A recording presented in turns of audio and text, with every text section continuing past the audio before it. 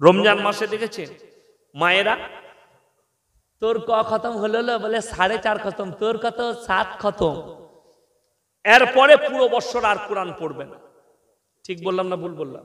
আবার আগামী রমজানে খুলবে। এই আমাদের সমাজে আছে, আপনাদের দেখবেন এলাকাতেও আছে, 27 রমজান কোরআন খতম করা, ঠিক কিনা? 27 রমজান শবে কদর পালন করা, আছে না? এই রমজানুল মুবারকের মাস গেল, বহু লোক কঠিন করেছে রোজাকে, বহু লোক নামাজকে কঠিন করে নেয়, বহু লোক রোজাকে কঠিন করে নেয়, অথচ দিনকে সহজ করা হয়েছে। কোরআন আছে, ইয়া আইয়ুহাল্লাযীনা আমানু কুতিবা আলাইকুমুস সিয়াম কামা কুতিবা আলাল্লাযীনা মিন ক্বাবলিকুম লাআল্লাকুম তাত্তাকুন। হে ঈমানদার ব্যক্তিরা, তোমরা সিয়াম পালন করো, তোমাদের তাকওয়া বেড়ে যাবে। জোরে বলুন সুবহানাল্লাহ। তাকওয়া বাড়ার সময় কোনটা জানেন? রোজার মাসে ইফতারির সময়টা। আমাদের দেশের কিছু লোক আছে, তারা কি করে জানেন? খালি ঘড়ির টাইম দেখে, কটা বাইলো বে, এখনো বাকি আছে তো 5 মিনিট, দিয়ে এখন দাঁতর মাইছে আর গল্প করছে, ঠিক আর 2 মিনিট বাকি থাকবে, করে গিয়ে কই দে বার কর। দোয়াও নাই, নেকিও নাই, কিচ্ছু নাই। আর তাকওয়া বাড়ে কোথায় শুনেলেন? 10 মিনিট আগে আপনি বসেছেন দস্তরখানে, সামনে খাবার, খেতে পারবেন না, অপেক্ষা চলছে আল্লাহর ইশারার। জোরে বলুন সুবহানাল্লাহ। তাকওয়া বেড়ে যাবে।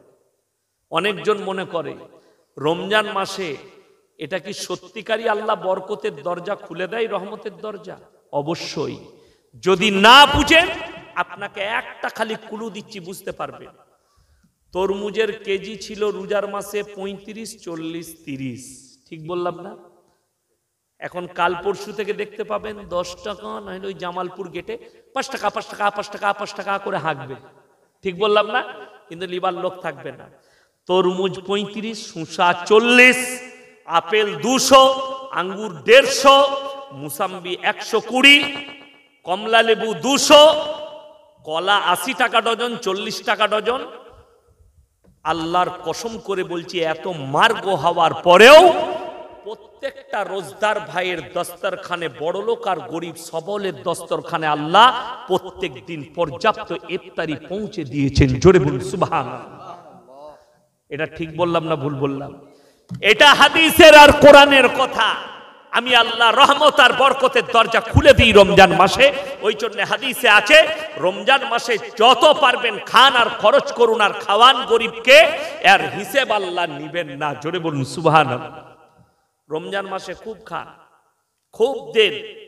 রমজান মাস বরকতের মাস। ইফতারি আগে বসুন, দিয়ে দোয়া পড়ুন, আল্লাহুম্মা ইয়া ওয়াসিআল ফাজলি ইগফিরলি, আল্লাহুম্মা ইন্নাকা তুহিব্বুল আফওয়া ফাফু আন্নি ইয়া কারীম। আপনি দস্তরখানে খাবার পেয়েছেন, আল্লাহর শুকর আদায় করুন। আল্লাহ, ইফতারি আমার সামনে। আমরা অনেকে মনে করি আজান দিলে খাবো। আমাদের দেশে প্রচলন আছে, আজান হলে আমরা ইফতারি শুরু করি, টাইমে আজান দেওয়া হয়। কিন্তু মেন বিষয় আজান নয়, টাইম। দিল্লি, বোম্বাই, গুজরাটে যারা থাকে তারা জানে, বড় বড় টাউনগুলোয় সাইলেন্ট বাজানো হয়, কোথাও বোম ফাটানো হয়। মুম্বাইয়ে জামে মসজিদে বোম ফাটানো হয় ইফতারির টাইমে। মুম্বাইয়ে, দিল্লিতে সাইলেন্ট বাজানো হয়। প্রত্যেকটা কারেন্টের পিলারে টাউনে সাইলেন্ট দিয়ে আছে, একদম কেন্দ্র মসজিদ থেকে, জামে মসজিদ থেকে সাইলেন্ট টিপে দেয়া, গোটা এলাকা জেনে গেল ইফতারি। তারপরে আজান। চলুন, আইয়ামাম মাদুদাত, ফামান কানা মিনকুম মারিদান আও আলা সাফারিন ফাইদ্দাতুম মিন আইয়ামিন উখরা। তোমরা যদি অসুস্থতার কারণে রোজা রাখতে না পারো, অনেক রোজাদার ভাই আছে, আমাদের মুসলমান ভাই আছে, রোজার মাস এলেই পেটে বাজা শুরু, বুঝলেন? পেটে বাজছে ভাই, ডাক্তারে বলেছে রোজা রাখতে পাবি না। এরা মনে করে বেঁচে গেলাম। যারা বাহানা দেয় তাদের জন্য ডবল পানিশমেন্ট। ডবল পানিশমেন্ট বুঝেন না? আচ্ছা, এই যে হিরণ্যগিরা মিলাম, খালি একটাই রাস্তা আসার, এরকম করে না আরো রাস্তা আছে? আছে। তো আল্লাহ তাআলা কোরআনে আরো রাস্তা রেখে দিয়েছে। যদি তোমরা রোজা রাখতে না পারো, ফিদিয়াতুন তাআমু মিসকিন, মিসকিনকে ফিদিয়া দাও, তোমার রোজা রাখার খরচটা দিয়ে দাও। একজন আমার ফুফুইতো ভাই হয়, মাদ্রাসায় এসে বলছে আমার না ইয়াসিন ভাই শরীর খুব খারাপ, ডাক্তারে বলেছে রোজা রাখতে পারবেন, আপনার কোনো অসুবিধা নাই। এই মাদ্রাসায় তালবিলিম আছে, গরিব এতিম মিসকিন, তুই একজনের রোজা রাখার পয়সা দিয়ে দে। বলে কত লাগবে? আমি তুই কত খাস তুই বুঝবি। দে বলে আমি যা খাই মোটামুটি 150 টাকা। এমন তাহলে 150 টাকা করে দিবি, 4500। বলে ঠিক আছে ভাই, দিয়ে চলে গেল। প্রথম দিনই দেখছি সেহরি খেয়ে ফজর পড়তে চলে যায়। আমি তুই যে বলি রাখতে পারবো না, না না যা হবে রেখে দেবো, ওই যে পয়সা বলেছি। পয়সার নাম বাবাজি, কি বুঝলেন? ঝামেলা শেষ নাই। সে দেখছে লোকে কেন খায়, আমি চালাই। ঝামেলা যখন এত আছে, শুধু এটাই নয়, এটা একটা, তুমি যখন সুস্থ হয়ে যাবে অন্য মাসে তোমাকে রোজাগুলো পূরণ করতে হবে। তাহলে ডবল পানিশমেন্ট হলো না? হলো না। বাহানা দিয়ে লাভ নাই। সত্যিকারই যদি অসুবিধা হয়, যেমন অনেকজন নিজেকে বলে আমার মতো পরেজগার নাই রে, দারুণ পরেজগার, দিয়ে বিবির পেটে বাচ্চা আছে, নাইলে 3 মাসের বাচ্চা, রমজান মাস পড়েছে, স্ত্রীর দুধ খায়, মায়ের দুধ পান করে, সেই মায়ের জন্যেও রোজা রাখা আবশ্যক নয়। যদি তার অসুবিধা হয়, সে রোজা না রাখলে রোজা মাফ আছে, অন্য মাসে রোজা রেখে নিবে, ফিদিয়া দিয়ে দেবে। কষ্টটা এটাই, বুঝে না। যেমন আমার কাছে প্রশ্ন এসেছিল রোজার মাসে, একজনের স্ত্রী, সে আর কি একটু নামাজ ফামাজ বেশি পড়ে, শুনেলেন আমাদের সমাজে সব থেকে খারাপ কি জানে, ফলের মধ্যে খারাপ কোনটা লাগে জানেন? এঁচড়ে পাকাটা। এঁচড়ে পাকা জানেন না? রোদে যদি আম পেকে যায়, পেঁপে পেকে যায়, সেটা থুপ পাড়া লাগে। তো আমাদের সমাজে কিছু নামাজি আছে, ওগুলো এঁচড়ে পাকা মাল, মানে বিরাট পরেজগার, কিন্তু কিছুই জানে না মাসলা মাসাই। বিবির সকাল 8টার সময় শরীর খারাপ হয়ে গেছে, মেয়েদের যে শরীর খারাপ হয়, তো স্বামীকে বলেছে আমার তো রোজা হবে না, শরীর খারাপ হয়ে গেছে। সে বলছে না, তুই কিছুই খাই না, সেই ইফতারিতে খাবি, তুই নেকি পেয়ে যাবে। মানে এই যে কি জুতো খাবে তা আল্লাহ ছাড়া কেউ জানে না। রোজা খোলার 10 মিনিট আগে যদি শরীর খারাপ হয়, রোজা ভেঙে গেল একটাও, আর রোজার নেকি সে পাবে না। এটা হচ্ছে শরীয়ত। তোমার শরীয়ত জানা নাই, তুমি আবেগে ইসলাম করছো। দ্বিতীয় নম্বর, মহিলাদের সামনে ফাঁকা আছে, পেছনে জায়গা আছে, তোমরা ঘাড়ের উপর দিয়ে টপকি এসে সামনে বসে পড়ো, তাছাড়া তো উপায় নাই। আর নাইলে সামনের গুলো এগুবে, যা হোক একটা করে নাও, তোমরা নিজেরা বুঝো, ওইখানে তো আর আমরা যেতে পারবো না। শুনেন, এরপরে আউ আলা সাফারিন ফাইদাতুম মিন আইয়ামিন উখরা, এটা খুব গুরুত্বপূর্ণ কথা। কেউ যদি ধরেলেন আপনাদের এই রমজান মাসে মসজিদে আদায় করতে আসে না, আসে না? বিভিন্ন মাদ্রাসা থেকে কথা বলেন, আসে। আমিও যাই অনেক জায়গা আদায় করতে, কলকাতা, মিটিয়াবুরুজ, মুর্শিদাবাদ, পুরুলিয়া, আসানসোল, বহু জায়গা যায়। রোজার মাসটা গোটায় আদায়ে থাকে। তো শুনেন, রমজান মাসে সফরের অবস্থায় রোজা মাফ আছে। আপনার হিরণ্য গ্রামে আদায় করতে এসছে মসজিদে, কোথা থেকে? বললে পুরুলিয়া ডিস্ট্রিক্ট থেকে আদায়কারী এসছে, পুরুলিয়ার কোন মাদ্রাসা। বেচারা গোটা জামালপুর বাজার গ্রাম হেঁটে হেঁটে আদায় করেছে, দিয়ে তাকে পিয়াস লেগেছে, সে রোজা রাখতে পারেনি, পানি খেয়েছে। মসজিদে আপনি দেখতে পেলেন, এত পরেজগার, কেউ টাকা দিবি না, সালারা পানি খাইবে, রোজার মাস, তাকে টাকা দিবি না, মাদ্রাসাওয়ালা দিকে এরা পানি খায়, রোজা রাখে না। কিন্তু তোমার মাসলা জানা নাই। সর্বপ্রথম জিজ্ঞেস করো, ভাই আপনি কোথা থেকে এসেছেন? পুরুলিয়া থেকে। তখন তোমাকে স্টপ হতে হবে। কেন? সফরের হালতে রোজা মাপ আছে, অন্য মাসে রোজা পূরণ করবে। ইয়াসিন সাহেব যদি পুরসা থেকে এখানে আসে, 63 কিলোমিটার রাস্তায়, ইয়াসিন মুসাফির নয়। ইয়াসিন যদি পানি খায় তখন ধরবে তুমি তো মুসাফির নও, তুমি কিসের পানি খেলে রোজা রাখোনি? কথাটা বুঝতে পারেননি? আমার বুঝাতে পারলাম। আমার মুসলমান ভাই, ইসলাম কিন্তু আবেগে নয়। ইসলাম যেমন আমাদের দেশে গোটা জামালপুর বাজার ঘুরে বেড়াচ্ছে, বর্ধমান টাউন ঘুরে বেড়াচ্ছে, ঠিক নামাজের সময় মসজিদে এসে বলছে চেয়ারটা কই লিয়াই তো, কোমরে লাগছে। হ্যাঁ, গোটা দেশ ঘুরছিলি যে, কথাটা বুঝতে পারেন নাই? চেয়ারে বসে মসজিদের ভেতরে নামাজ হবে না, লেখে নিয়ে যান। যারা নামাজ পড়েন তাদের নামাজ দুরুস্ত নয়। কোন মুফতি যদি এই ফতোয়া কেটে দেয়, আমি জীবনে বায়ান করা ছেড়ে দেবো ইনশাআল্লাহ। মসজিদের ভেতরে চেয়ার নিয়ে নামাজ হবে না। যদি বলেন হুজুর চেয়ারে বসে আপনি বায়ান করছেন, আমি ইবাদত করছি না বায়ান করছি, কথা বলে না? বায়ানটা ইবাদত? ইবাদত নয় তো। ওই জন্যই তো এই যে চেয়ারে বসেছি, আমার যদি সাময়িক অহংকার চলে আসে, শয়তান দেয় ওয়াসওয়াসা, তা মনে মনে কি হবে, সালা আমি একজন লাগছে আমাকে, কথাটা বুঝতে পারেননি তো? আপনি যদি চেয়ারে বসেন, চেয়ার হচ্ছে ট্যাটাসের জিনিস। কিসের জিনিস বললাম? ট্যাটাস, স্টাইলের জিনিস। তো নামাজ কিন্তু স্টাইলের নয়, নামাজ হচ্ছে আল্লাহর কাছে দর্পণ করা, আল্লাহর কাছে নত করা, আল্লাহর কাছে নম্রভাবে দাঁড়ানো। তুমি স্টাইল দিয়ে চেয়ারে বসেছো, নিচে বসে নামাজ পড়ো, ইশারায় নামাজ পড়ো। আল্লাহ দিনকে সহজ করেছে। আপনি দাঁড়িয়ে পাচ্ছেন না, বসে পড়ুন। বসে পাচ্ছেন না, শুয়ে শুয়ে ইশারায় পড়ুন। যদি বলেন আমি কোমর নিয়ে বসতে পারি না, তোর মসজিদে আসার দরকার নাই, ঘরে গিয়ে বালিশে ঠ্যাস দিয়ে নামাজ পড়। বাস্তব কথা, বাড়িতে নামাজ পড়ো। কে বললে নামাজ হবে না? নামাজ হবে। কিন্তু মসজিদে এসে আবার যা বটে বটে, আবার অনেকজন আছে কাতারের মধ্যেখানে চেয়ারটা লাগাবে, দুদিকে দাঁড়াবে, বড় কষ্ট লাগে না? মসজিদের ভেতরে চেয়ার রাখবেন না। যদি কেউ চেয়ারে নামাজ পড়ে, চেয়ারটা পড়ে চলে গেলেই চেয়ারটা ভেঙে ফেলিয়ে দিবেন, আমি বলে যাচ্ছি, নামাজ হবে না। অনেকজনা রাগ হবে, তুমি ভালো করে ফতোয়া লাও। তোমার মাদ্রাসা, তোমার যে মুফতিটা তোমাকে ভালো লাগে তার কাছে ফতোয়া লাও। সে যদি ফতোয়া দিয়ে দেয়, আমাকে বলবেন, আমি শওকতের বেটা বায়ান করা ছেড়ে দেবো ইনশাআল্লাহ। আপনার ভুল হচ্ছে কোথাও, মিস্টেক করছেন কোথাও। নবীজি সাল্লাল্লাহু আলাইহি সাল্লাম নামাজের ইশারা যেটা দিয়েছেন, হয় দাঁড়িয়ে না হয় বসে। চেষ্টা করতে হবে দাঁড়িয়ে নামাজ পড়ার। আল্লাহর হাবিব সাল্লাল্লাহু আলাইহি সাল্লাম ওয়াফাতের হাদিস, নবীজির শেষ জিন্দেগির শেষ ওয়াক্তের নামাজ, রিওয়ায়েতে আছে বুখারী শরীফের হাদিসে, দুজন সাহাবীর কাঁধে হাত রাখলেন, পাগুলো ছেঁচুড়ে ছেঁচুড়ে নিয়ে গিয়ে নবীজি সাল্লাল্লাহু আলাইহি সাল্লামকে দাঁড় করালেন। নবীজি 2 রাকাত নামাজ পড়িয়ে দিলেন। জোরে বলুন সুবহানাল্লাহ। নামাজটা পুরো করলেন দাঁড়িয়ে, বসে নয়। আপনি চাইলে বসেও পড়তে পারতেন, কিন্তু হুকুম হয়েছে দাঁড়িয়ে পাচ্ছ না বসে পড়ো, বসে পাচ্ছ না ইশারায় পড়ো। বেহুশ না হওয়া পর্যন্ত নামাজ মাফ নাই। এরপর বলি, আমাদের সমাজের লোক, এই আমার আগের বক্তা বলছিলেন না, সুদখোর মাতাল বেশি না বেনামাজি বেশি? সত্যিকারই বেনামাজি বেশি। যেমন আমাদের দেশে এত সুস্থ সুন্দর সিস্টেম, মসজিদে যান, মসজিদে আমাদের সমাজের মাতাল শুনেছেন মদ খেয়ে মসজিদে ঢুকে, কথা বলে না?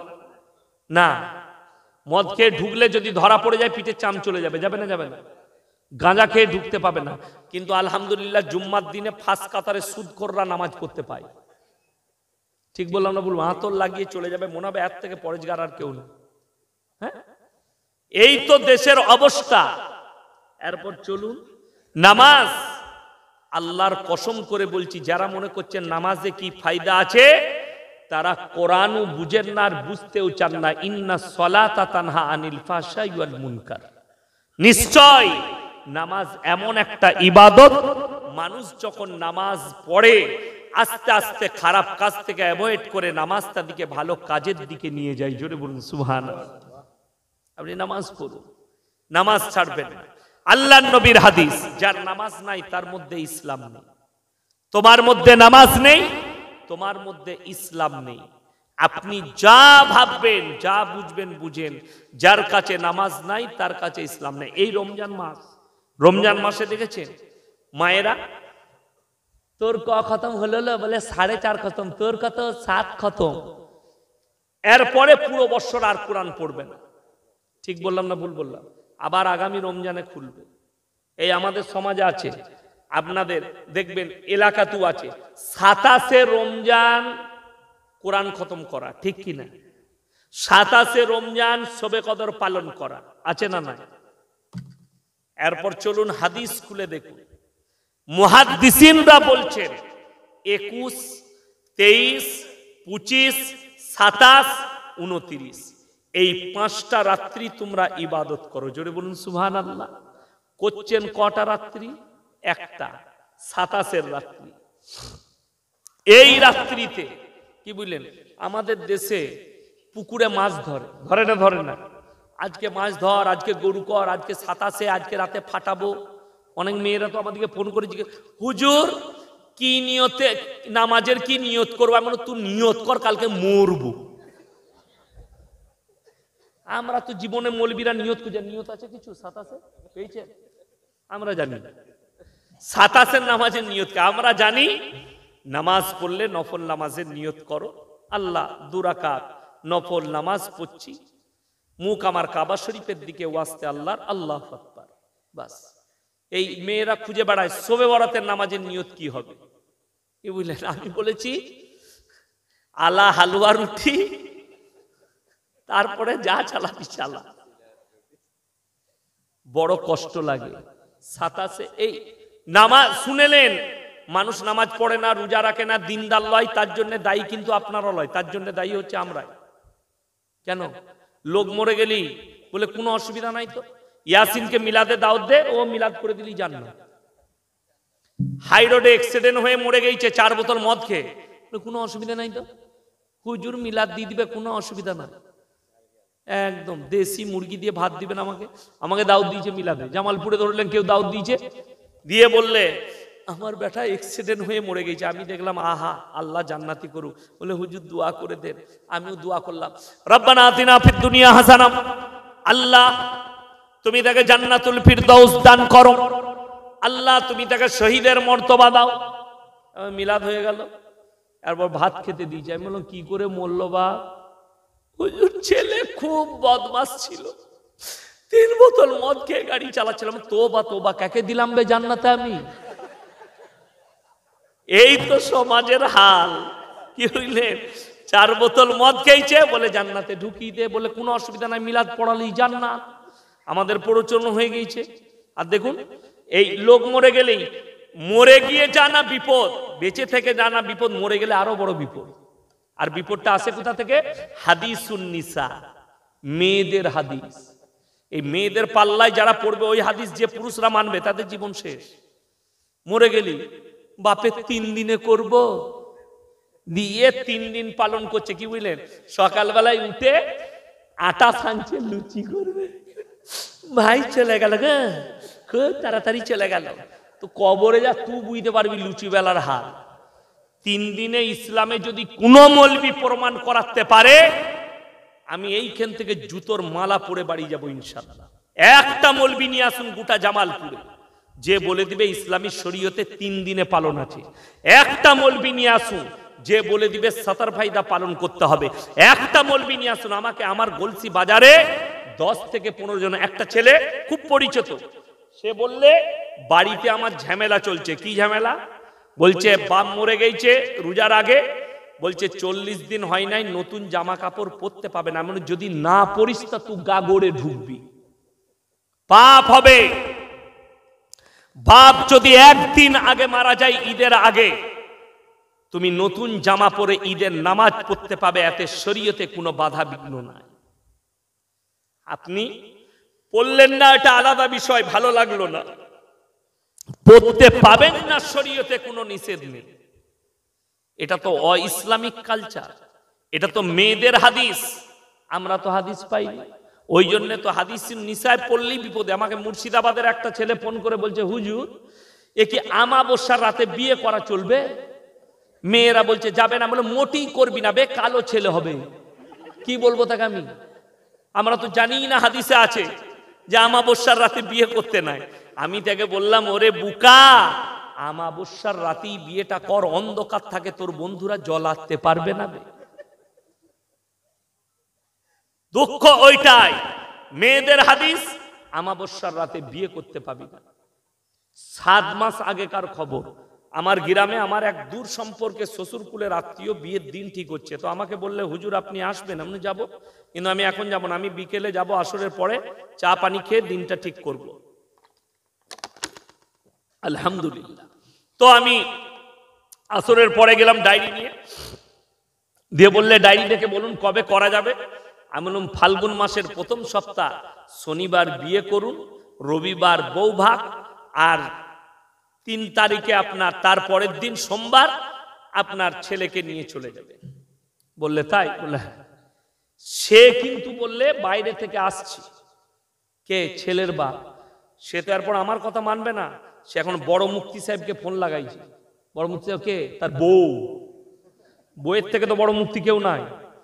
ওই দিক থেকে হযরত ফতোয়া দিচ্ছে, না শনিবার বিয়ে দেওয়া যাবে না, শনি লেগে যাবে। আমি শনিবার তোর বাপ মরলে কি করবি বে? রেখে দিতে হবে তো মালটাকে, নাহলে তোর বাপের কবরে শনি লাগবে। এর থেকে দুঃখ কিছু আছে? আমার কথা মানলো না। তারপর আমি বললাম ভাই চা পানি নিয়ে এসো। দুটো ঝামেলা সেদিনে পুষালাম। চা দিয়েছে, বিস্কুট দিয়েছে, চানাচুর দিয়েছে, সব দিয়েছে, পাঁপড় দিয়েছে, ডিম নাই। আমাদের বর্ধমান জেলা আছে না নাই, ডিম সিদ্ধ দেয় চায়ের সঙ্গে, মেহমানকে দেয় না আমরা, দেয় তো, ডিম দেয় নাই। আমি মনে মনে করলাম আল্লাহ কিনতে ভুলে গেছে না দিতে ভুলে গেছে, আমি বুঝতে পারলাম না। বাড়িতে এসে আমার বউকে জিজ্ঞেস করলাম, হ্যাঁ গো ডিম দেয় নাই কেন বলো দেখি? ডিম সিদ্ধ চায়ের সাথে, আর আমি ডিম একটু পছন্দ করি, ডিম দেয় নাই কেন? বললে জানো না তুমি? মেয়েরা বলে ডিম দিলে বিয়ের দিনটিকে বিয়ে ভেঙে যাবে। আমি বলে হ্যালো, ডিমের এত কি করে পাওয়ার হলো? কথাটা বুঝতে পারেন? মেয়েদের হাতে ডিম দিলে বিয়ে ভেঙে যাবে। আচ্ছা বলুন, ডিম খেলে হজম হয়ে যায় না যায় না? আচ্ছা ইমানদারির সঙ্গে বলো, ডিমের সৃষ্টিকর্তা কে? আরো জোরে বলুন। যদি ডিমের সৃষ্টিকর্তা আল্লাহ হয়, ডিম কি করে বিয়ে ভাঙাবে? কথাটা বুঝতে পারেননি? দ্বিতীয় ফতোয়া শুনেলেন, দেখবেন মেয়েদিকে বলবেন বিয়ের দিন ঠিক হলে যদি বলে জিলেবি দেবো, বলে মুঠি দেওয়া যাবে না, প্যাঁচ লেগে যাবে। আমি মনে মনে ভাবলাম, জিলাপি দিলে যদি বিয়েতে প্যাঁচ লাগে, যে জিলাপি তৈরি করছে তার বেটা বিটির তো জীবনে বিয়ে হবে না, সে তো প্যাঁচ মেরিয়ে গেছে, তার আর বেটা বিটি জীবনে বিয়ে হবে? এইগুলো হচ্ছে কুফরি ভাষা, শিরকি ভাষা। জিলেপির মালিক আল্লাহ, তোমার মালিক আল্লাহ, জিলেপি কি করে বিয়ে রুকে দিবে? এটা কুসংস্কার ও ইসলামিক কালচার। মেয়েদের হাদিস 40-এ, ইসলামে 40-এর খানা নেই। আমাদের সমাজে লোক মরে গেলে তার বাড়ি গরু জবাই করে খানা হয়, হয় না? হয় না? অনেক জায়গায় হয়, জানি না আপনাদের এখানে কি আছে। যার ঘরে লোক মরেছে, শুনেলেন মাইয়াত হয়েছে, আল্লাহ নবী সাল্লাল্লাহু আলাইহি সাল্লামের হাদিস, 3 দিন তার বাড়িতে চুলা জ্বলতে দিও না, এটা প্রতিবেশীর হক। যার বাড়িতে মাইয়াত হয়েছে তার বাড়ির খানা রান্না হলে খানা খাওয়া জায়েজ নাই। ফতোয়াটা মেমারিতে গিয়ে নিয়ে আসবেন, আমি শওকতের বেটা বলে গেলাম। আগে চলুন। 3 দিনে নাই, সাতার ফাইদে নাই, ঘাটে উঠা নাই, নফুল নাই, 40-এ নাই। 40-এ মিলাদ দিবে বাপের, নাহলে মায়ের, বোনকে বলে আসছে, বুনাইকে বলে আসছে, শ্বশুরকে বলে আসছে, শালিকে বলে আসছে, সেলজকে বলে আসছে, শ্বশুর ঘরে বলে আসছে। এমন ভাবে বাইক নিয়ে দাওয়াত দিতে বেরিয়েছে, মনে হচ্ছে আর বাপের বিয়ে। শরীয়তে কোথায় পেলে দাওয়াত দিতে হবে? হ্যাঁ, তুমি যদি মাইয়াতের উদ্দেশ্যে খানা খাওয়াও যে কোনো দিন, তো সর্বপ্রথম এতিম আর মিসকিনের হক সেই খানার প্রতি। কার বললাম? এতিম আর মিসকিন। যদি বলেন এর থেকেও বেশি নেকি পাবো, কোথায়? সেটার নাম হচ্ছে সাদকায়ে জারিয়া। যার কিচ্ছু নাই, নিঃস্ব, কিচ্ছু নাই, সে হচ্ছে মিসকিন। ফকির, যার কিছু আছে, একটা ঘর বাড়িও আছে, কিছু আছে। মিসকিন একদম নিঃস্ব, কিছুই নাই। এতিম, মারা গেছে বাপ এবং মা, কিংবা গরিব, সে বড়লোকের ছেলে এতিম হয়ে যাবে, কিন্তু সে মিসকিনও লয়, গরিবও লয়, এটা মাথায় রাখবে। এরপর সমাজের লোক, আপনি বলছেন আমার গ্রামে এতিম মিসকিন নাই, গরিব নাই, আপনাকে এলাকায় কোন মাদ্রাসায় এতিম মিসকিন গরিব ছেলে থাকলে তাদের পেছনে খরচ করুন। সব থেকে বেশি নেকি যেটা, আপনি 40,000 টাকা খরচ করবেন বাপের মিলাদে, মায়ের মিলাদে, মায়ের খানায়, সেই টাকাটা আপনি আপনার গ্রামের মসজিদের উন্নয়নে কাজে লাগান। কিয়ামতের সকাল পর্যন্ত আপনার বাবা মা নেকি পাবে। জোরে বলুন সুবহানাল্লাহ।